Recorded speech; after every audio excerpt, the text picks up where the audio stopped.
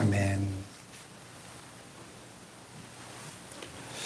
우리 인생은 꼭 한 번 주어진 이례적인 인생이죠. 그래서 일생이라고 부릅니다. 인생에는 연습이 없죠. 리허설이 없습니다. 두 번 살 수 없는 이례적인 일생이기에 실패해서는 안 되는 게 나의 인생인데요. 하나님은 저와 여러분을 향한 절대 실패할 수 없는 놀라운 계획을 갖고 계십니다. 아멘. 또한 하나님은 우리 이 축복교회 공동체를 향한 아름다운 설계를 갖고 계십니다. 그래서 행복한 가정생활, 또 아름다운 교회 생활을 위한 멋진 계획을 갖고 계신 줄 믿습니다. 그런데요, 우리가 이렇게 가정과 교회가 건강하고 아름다운 공동체로 세워지기 위해서 먼저 예수 그리스도 안에서 우리 자신의 정체성에 대한 분명한 인식이 있어야 합니다. 정체성. 예. 우리 한 사람 한 사람이 하나님의 자녀로서 얼마나 존귀한 존재인지를 깨달아야 돼요. 아멘. 조금 전에 제가 인사할 때 뭐라고 인사하자 그랬죠? 당신 하나님의, 벌써 까먹으셨네요. 당신 하나님의 존귀한 자녀입니다. 다시 한번 해봅시다. 옆에. 당신 하나님의 존귀한 자녀입니다. 네, 네, 존귀한. 네. 우리가 얼마나 존귀한 존재인가 깨달아야 돼요. 그래서 결론부터 말씀드리면 오늘 설교 제목이에요, 그냥. 우리는 하나님의 빛나는 작품들인 겁니다. 다시 한번 옆에 보면서 당신 하나님의 작품입니다. 이렇게. 당신 하나님의 작품입니다. 아멘. 예. 네. 그 은혜의 영성의 저자 스티브 맥베이라는 분이 고등학교 때 있었던 일을 책에 소개하고 있어요. 어느 날 그 최면술을 하는 최면술사가 그 교실에 들어와 가지고는 몇몇 학생들 앞으로 불러내 가지고 최면을 걸었어요. 아이들이 의식에 몽롱한 상태로 그렇게 있을 때 이 최면사가 이제 말하기를 학생들이 깨어나면 서로 다른 동물이 될 거다 그랬어요.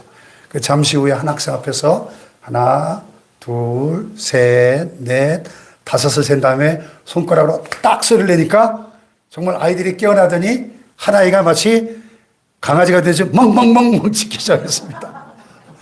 또 두 번째 아이를 깨웠더니 얘가 갑자기 원숭이처럼 팔을 흔들면서 몸을 구부리고 이리저리 교실을 뛰어다니기 시작했어요.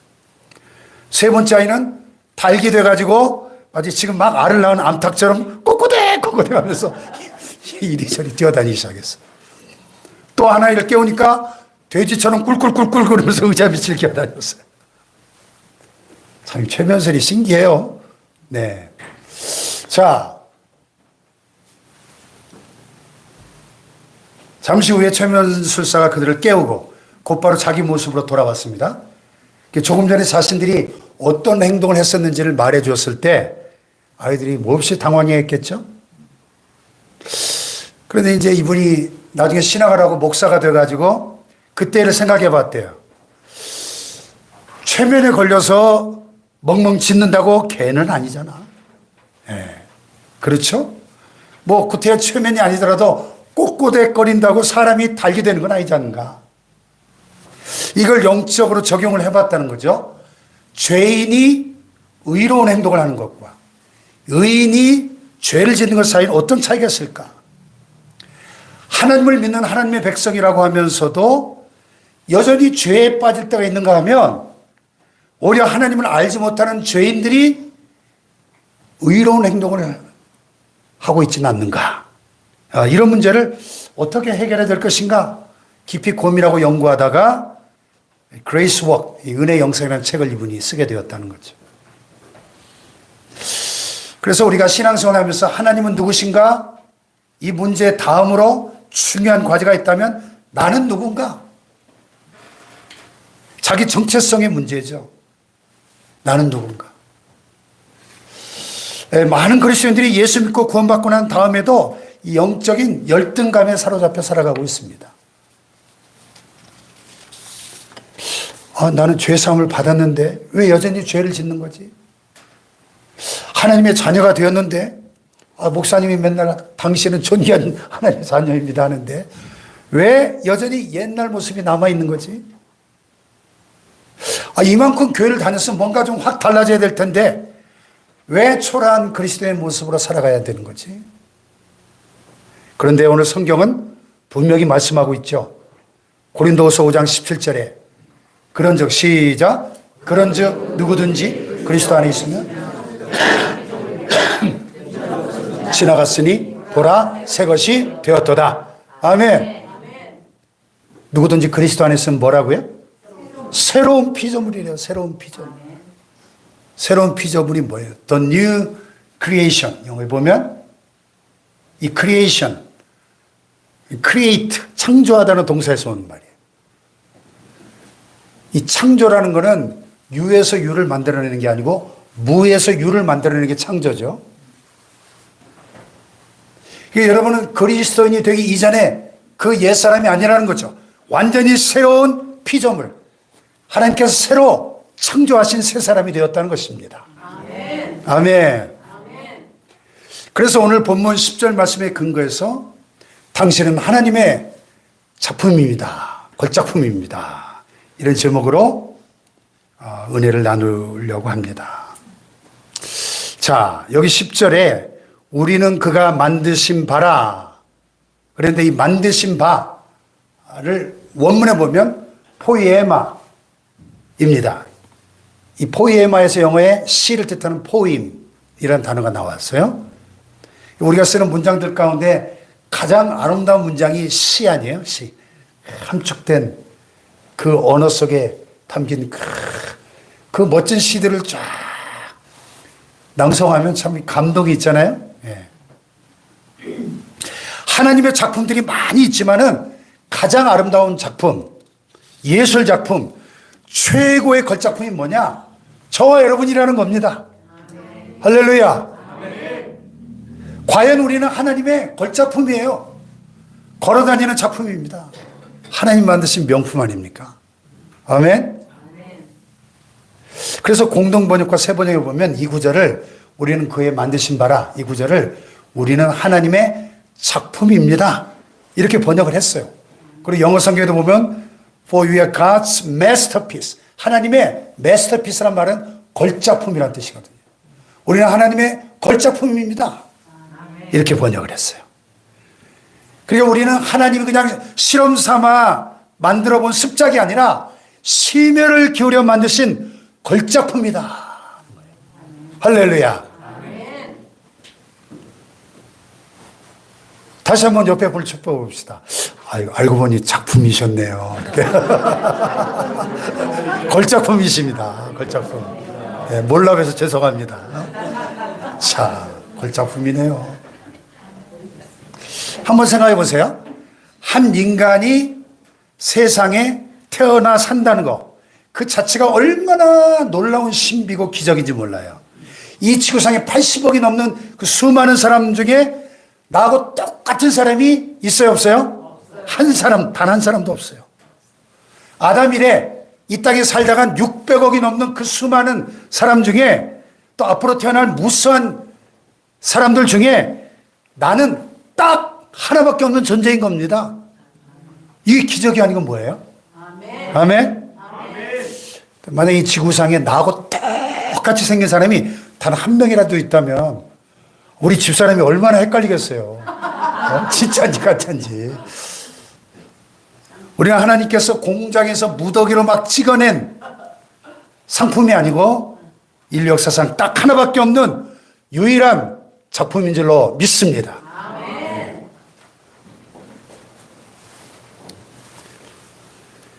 자, 그래서 우리가 태어나서 이 땅을 살아가는 그 자체가 기적임을 믿습니다, 여러분. 그래서 인간은 하나님의 형상으로 만들어진 작품인데 이 하나님의 형상대로 인간을 만드셨다는 이 말의 의미에 대해서 신학자들 사이에 많은 논쟁이 있어 왔습니다. 그래서 그동안 인간이 가지고 있는 그 어떤 독특한 개성들, 고귀한 성품들 이런 것에서 하나님의 형상을 찾으려고 했는데 근데 성경을 연구했던 최근 신학자들의 공통된 생각이 뭐냐?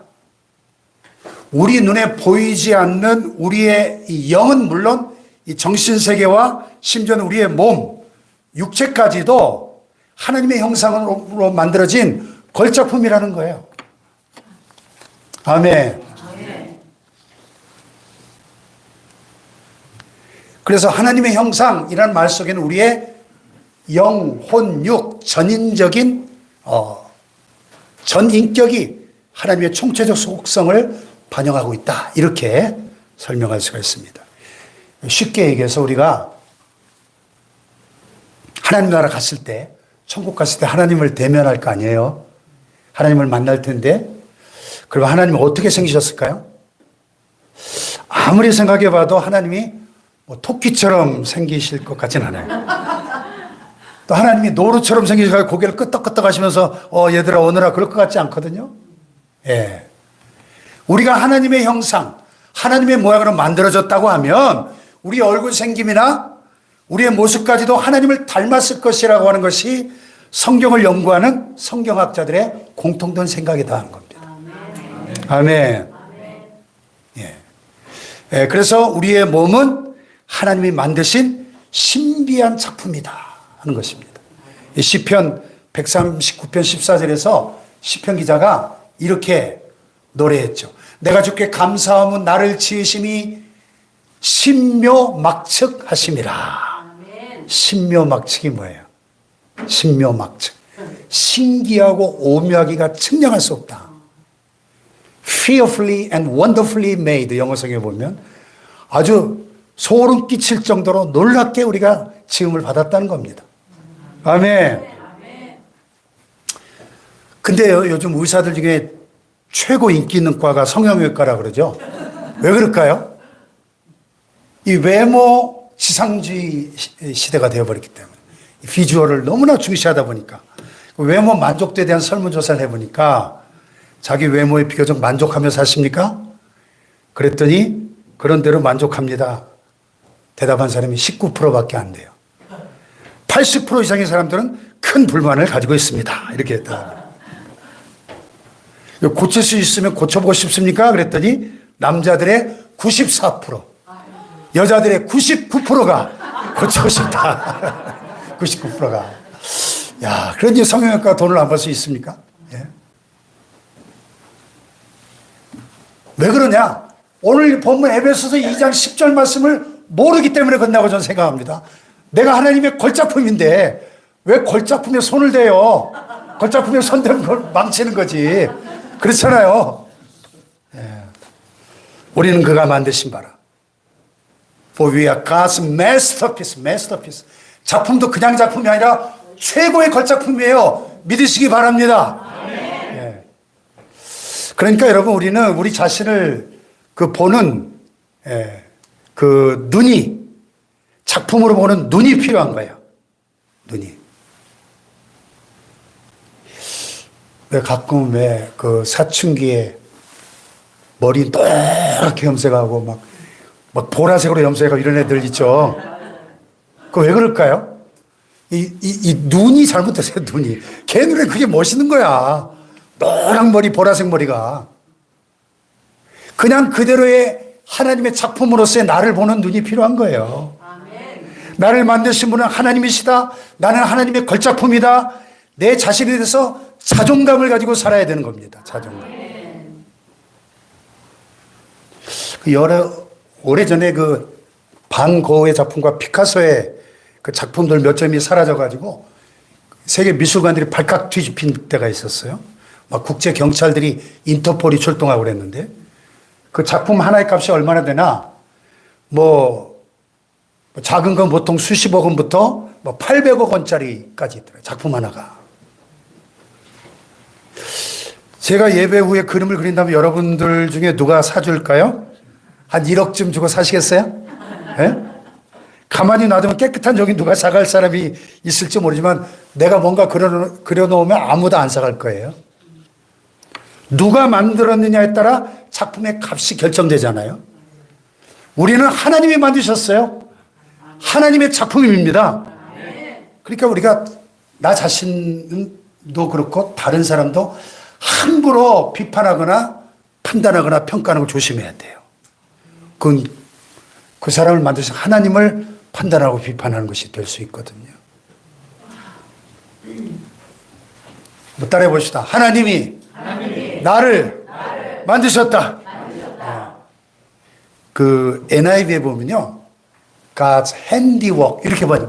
handiwork, 손으로 만드셨. 하나님 직접 손으로 빚어 만드셨다는 거. 수제품이야, 수제품. 우리가 여러분 구두도 그냥 공장에서 찍어낸 구두보다 수제화가 훨씬 비싸잖아요. 우리는 그냥 작품이 아니라 수제품이에요, 수제품. 할렐루야. 명품 중에 명품인 겁니다. 제가 지금 매주 가양동에 있는 가양감리교에서 목사님들 12분 영상목회학 박사과정을 가르치고 있는데요. 이번에 한 6분이 졸업을 합니다. 그 영상목회학 박사과정 논문 중에 인체의 신비라는 그걸 주제로 한 논문이 있었어요. 미국 뉴욕 맨하탄에 있는 그 의사가 쓴 논문인데요. 우리 인체가 얼마나 신비로운가. 머리끝부터 발끝까지 우리 속에 오장육부 하나하나 신비가 아닌 게 없다는 거예요. 자, 지금 이 순간에도 쉬지 않고 일하고 있는 우리 몸의 이 심장이 쉬지 않고 펌프질을 하는데 1분에 약 4리터 정도의 혈액을 펌프질 하는데 4리터면은 양동이 절반 분량의 피입니다. 1분에.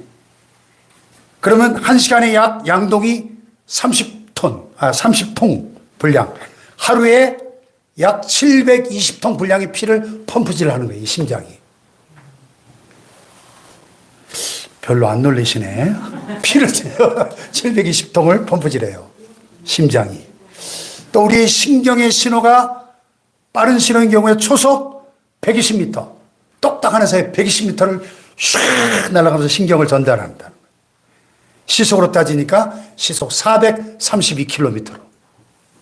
KTX보다 훨씬 빨라요. 신경의 신호가. 또 우리의 코가 냄새를 맡는데 얼마나 섬세한가? 약 1만 가지 이상의 냄새를 구별할 수 있대요, 사람의 코가. 또 우리가 과학자가 아니더라도 이 겉으로 봐도 이 얼굴만 봐도 신비하게 짝이 없잖아요. 자, 보세요. 널찍한 운동장이 하나 있습니다. 그 밑에 이 송초이 같은 눈썹이 있는데 이 옆으로 비스듬히 나 있어요. 그죠? 왜 그러나 그랬더니 땀 흘리면 땀이 옆으로 이렇게 땀을 옆으로 밀어내라고. 예. 어떤 분은 눈썹을 싹 밀어버린 사람들이 있는데 땀이 눈으로 들어갈 겁니다. 또 이 눈이 얼마나 기가 막혀요? 눈이 한번 깜빡깜빡 할 때마다 딱 기름을 쳐서 눈을 얼마나 맑게 해주는지 모릅니다. 또 이 코를 보세요. 이 코가 구멍이 지금 밑으로 뚫려서 다행이지. 이게 뒤집혀서 거꾸로 이렇게 있다면, 예? 그런 사람 보셨어요? 못 보셨죠? 코가 거꾸로 붙은 사람이 있다면 비 오는 날 절대 밖에 나가면 안 되겠죠? 이 귀가 또 얼마나 기가 막혀요, 귀가. 이 보통 다른 짐승들은 다 네 발로 기어다니잖아요. 근데 사람은 걸어다니고 뛰고 밀어도 잘 안 넘어지고 그래요. 왜냐하면 우리의 귀 안에 균형을 잡아주는 달팽이관이 있어서 그렇다는 거죠. 이게 눈, 코, 귀. 예, 아이고 안 띄었네.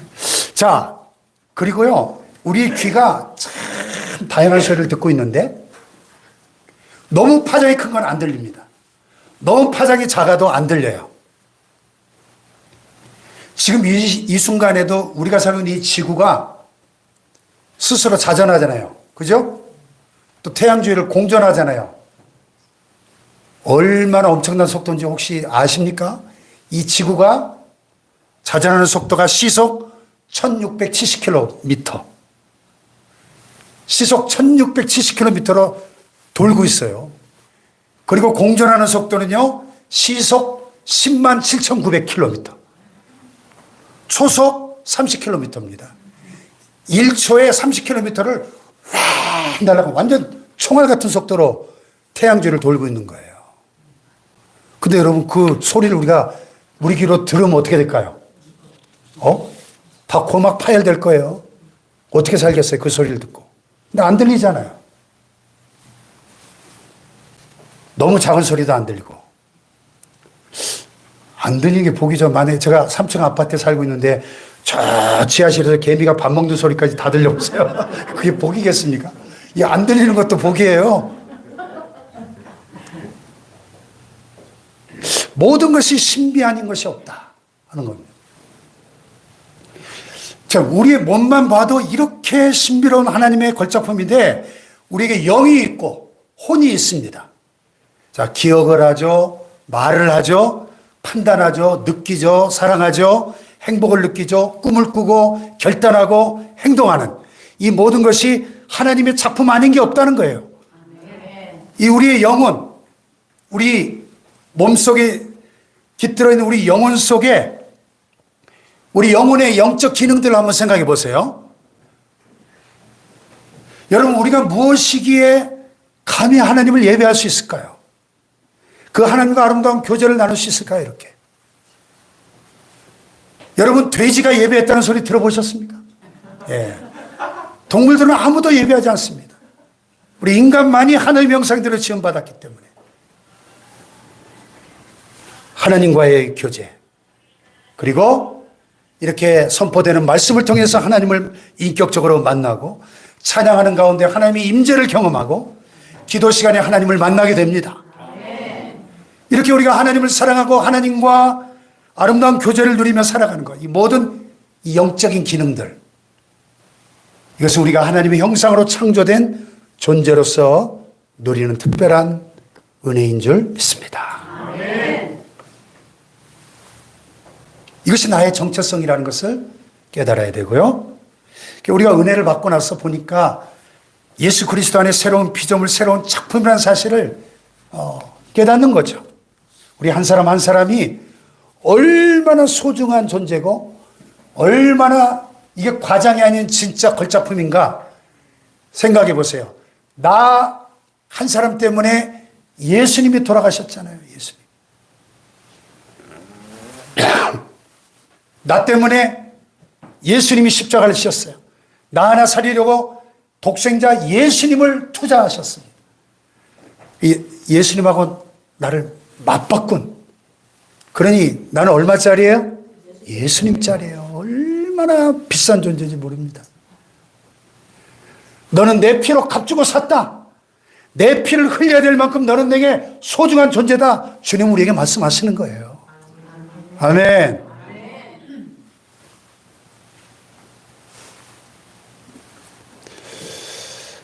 그렇기 때문에 우리가 나 자신을 볼 때도 다른 사람을 볼 때도 어떤 세상적인 성취나 업적이나 공로나 뭐 이 땅에서 신분이나 지위 같은 걸로 보면 안 된다는 거예요. 그것은 진정한 내 모습이 아니라는 겁니다. 우리가 사람 만나면 처음 만나면 보통 통성명을 합니다. 저는 아무개입니다. 이름을 소개하고 직업이 뭡니까? 하시는 일이 뭡니까? 물어보죠. 물어봐가지고 내 마음에 좀 들고 좀 높아 보인다 싶으면 껌뻑 죽고 내가 좀 무시할 만하다 하면 그 사람을 무시합니다. 속으로. 근데 그것이 그 사람의 본래의 모습이 아니라는 겁니다. 우리 예수 그리스도의 눈으로 나를 보고 너를 볼 수 있어야 될 줄 믿습니다. 시각을 바꾸고 관점을 바꿔야 합니다. 예수님의 시각으로 하나님의 안경을 끼고 나를 보고 너를 볼 줄 알아야 하는 것입니다. 예수 그리스도와의 관계 속에서 나를 보고 너를 볼 줄 알아야 한다는 겁니다. 우리의 진정한 성취나 공로는 오직 예수 그리스도뿐이기 때문에 우리는 하나님의 가정 안에서 다시 태어난 하나님의 가족, 하나님의 사람들인 줄로 믿습니다. 아멘. 네.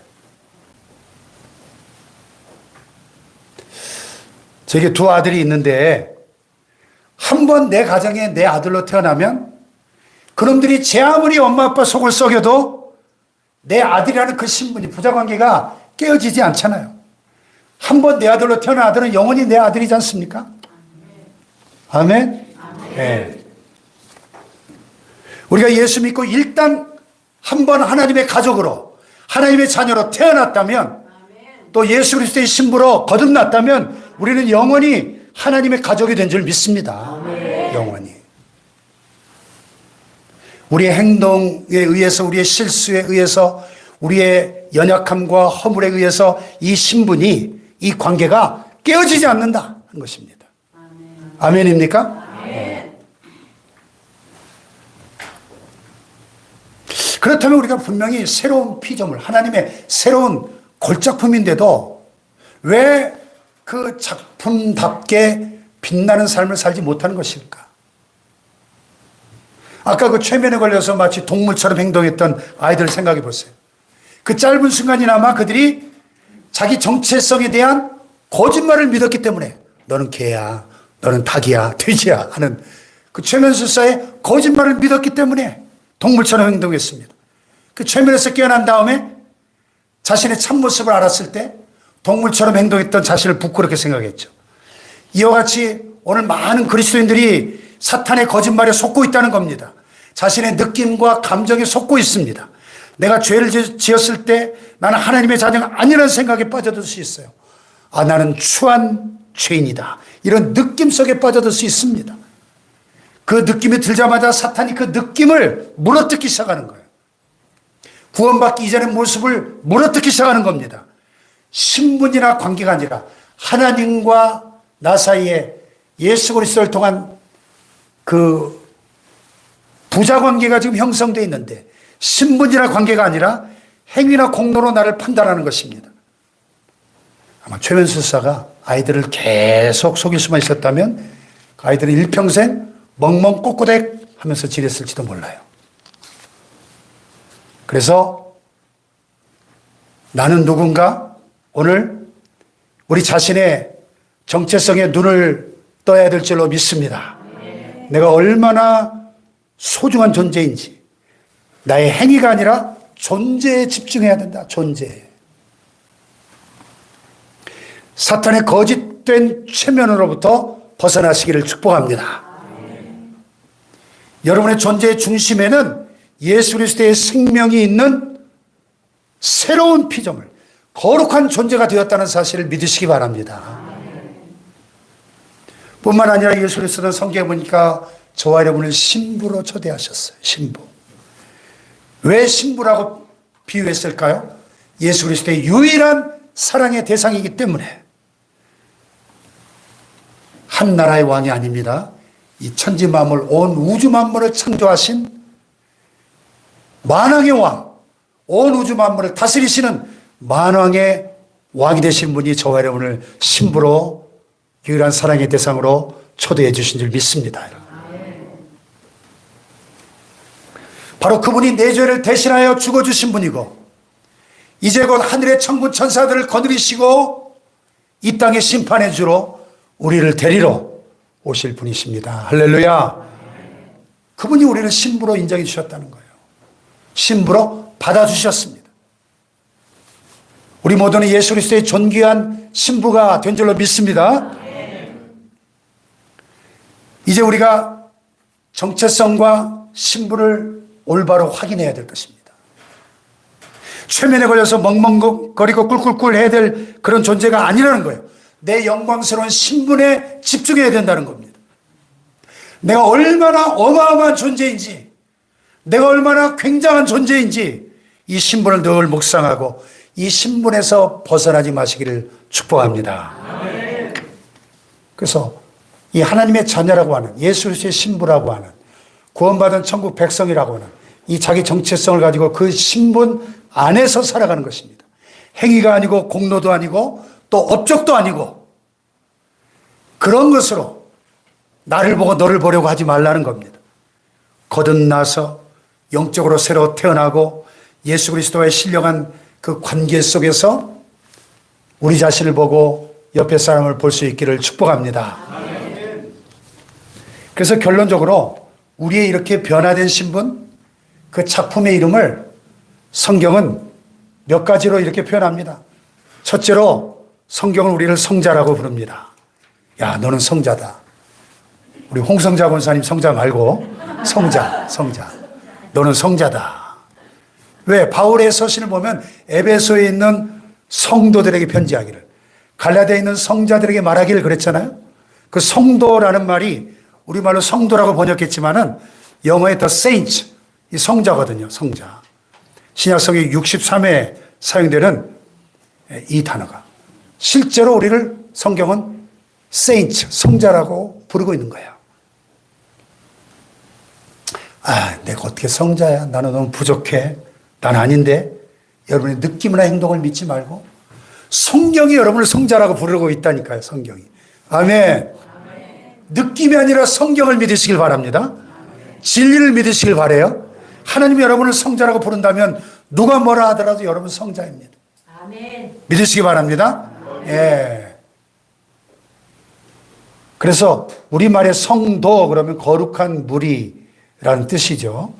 근데 로마 카톨릭에서는 이 세인츠라는 아주 특정 몇몇 특별한 사람에게만 성자라는 호칭을 쓰죠. 예를 들면 성 프란시스, 성 어거스틴, 아주 뭐 대단했던 그런 사람들 앞에 세인츠를 붙이는데 그들의 행동이나 업적에 따라서 성자로, 성인으로 이렇게 부르죠. 그런데 성경은 그렇게 말씀하고 있지 않다는 거예요. 성경의 성자는 모든 믿는 그리스도인들에게 사용하고 있습니다. 우리가 내 안에 예수 그리스도가 계시기 때문에 내 행동과 업적 때문이 아니고 하나님이 나를 성자라고 불러주셨기 때문에 우리는 성자가 되는 거예요. 할렐루야. 두 번째로 성경은 우리를 의인이라고 불러요. 의인. 내가 노력해서 공로로 얻은 이름이 아닙니다. 예수 그리스도를 통하여 선물로 거저받은 이름인 것입니다. 할렐루야. 자, 여러분 어떻게 해서 한국 사람이 됐죠? 어떤 사람이 김치를 많이 먹으면 한국인이 된다고 해서 막 김치를 하루에 2사발씩 먹었습니다. 그러면 한국인이 됩니까? 또 한국인 된장 좋아한다고 그래서 된장을 막 아침, 점심, 저녁으로 한 10년을 먹었어요. 그럼 한국인이 됩니까? 그럼 한국말을 잘하면 한국인이 되는 겁니까? 요즘 외국인들 중에 우리보다 한국말 더 잘하는 분들 많죠? TV에 보면. 내가 한국인이 된 것은 내가 한국 땅에서 한국인 부모님 밑에서 태어나서 한국 국적을 가졌기 때문에 한국 사람이 된 것입니다. 의로운 행동으로 의인이 된 것이 아니고 의로우신 예수 그리스도를 통하여 하나님의 가족으로 거듭났기 때문에 새로 태어났기 때문에 우리는 의인이 된 겁니다. 할렐루야. 네. 자, 옆에 분을 바라보면서 당신은 의인이십니다. 예수님 안에서 의인이 되셨습니다. 할렐루야. 네. 마지막 세 번째로 우리를 거룩하다고 말씀하셔요. 고린도전서 3장 16절에 보니까 다 같이 너희가 시작.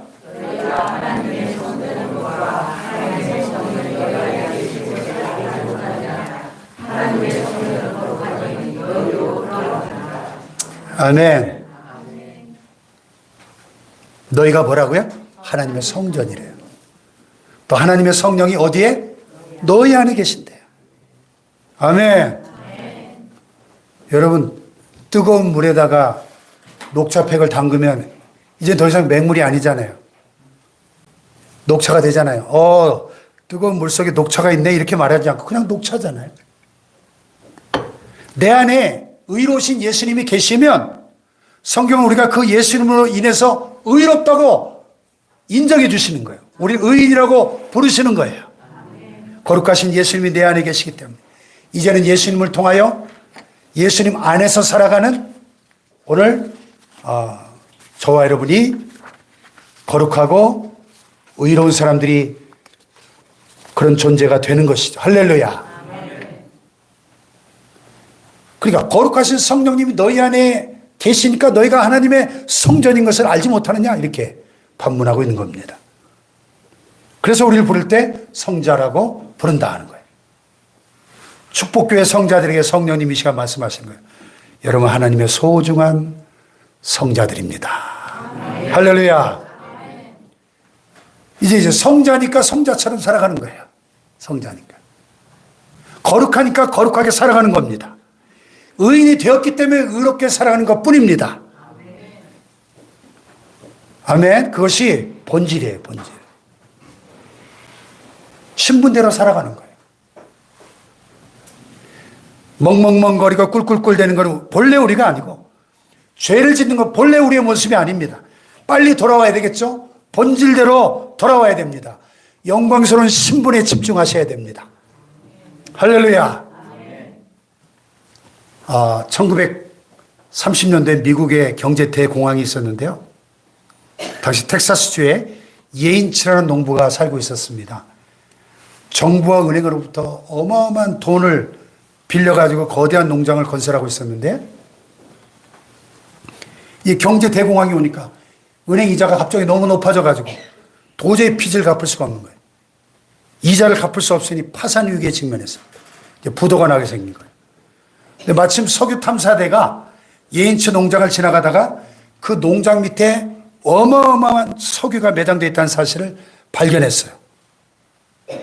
석유가 펑펑 쏟아지던 그날 8만 드럼의 석유가 쏟아져 나왔습니다. 예인치는 백만장자가 되었습니다. 자, 여러분, 이 백만장자 예인치가 언제 백만장자가 되었습니까? 석유를 개발해서 시장에 팔고 그 돈을 손에 쥐었을 때 백만장자가 되었습니까? 아니면 석유를 개발해서 석유를 보는 순간 백만장자가 되었습니까? 아니죠. 그럼 석유가 있다는 사실을 알게 되었을 때 백만장자가 됐습니까? 그것도 아니죠. 사실은 그 땅을 소유했을 때 이미 그런 백만장자였습니다. 단지 그 사실을 그가 모르고 있었을 뿐이죠. 그렇지 않습니까? 부자는 거지처럼 살아도 부자입니다. 왕의 아들은 거지처럼 살아도 왕자입니다. 다른 사람이 나를 볼 때 못마땅한 부분이 있겠죠. 내가 나를 보더라도 못마땅할 때가 많은데, 근데 그 모습은 본래 여러분의 모습이 아니라는 겁니다. 여러분은 영광스러운 하나님의 가족이 된 줄로 믿습니다. 하나님의 자녀입니다. 예수 그리스도의 신부가 된 것입니다. 이제부터는 그러므로 내 능력이 아니라 예수님을 통해서 예수 안에서 예수님의 공로로 우리는 승리하며 살아야 될 줄로 믿습니다. 자, 한번 같이 외쳐볼까요? 나는 성자다. 의인이다. 나는 거룩하다. 할렐루야. 그렇게 살아가시기를 축복합니다. 여러분. 다 일어나시다. 나의 안에